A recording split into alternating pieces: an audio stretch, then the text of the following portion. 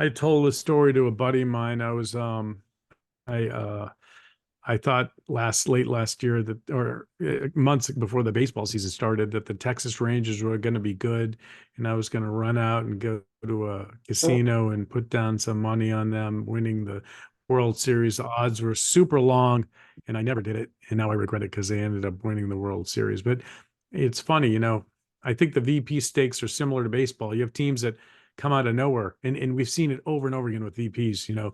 Out of nowhere, Danforth Quayle, out of nowhere. Mike Pence kind of came out of nowhere in the sense that it wasn't a lock. I mean, I bet if you looked at markets back then, you didn't have a clear view of who was going to get the pick. Kamala Harris too. Think about Kamala Harris and how she campaigned and attacked Biden at a debate, just attacked him.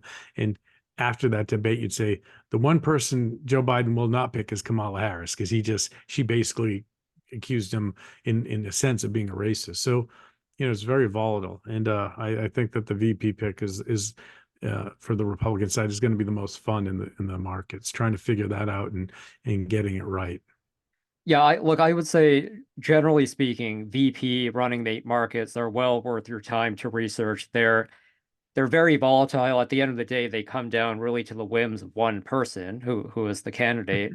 And for that reason, it's so hard to know what's going to happen that even when you have a somewhat so-called predictable choice emerge, Kamala as an example, Biden, whatever else, I mean, the markets swing like crazy and no front runner really ends up getting that high. So this is definitely an opportunity to pick a bunch of long shots and get a nice payday, swing trade, whatever else. And it's really important too, actually. I mean, I think that the stature of the VP has grown over the years. It probably hit a high point under Cheney, but I think that Biden was a very powerful vice president. Pence was a important VP.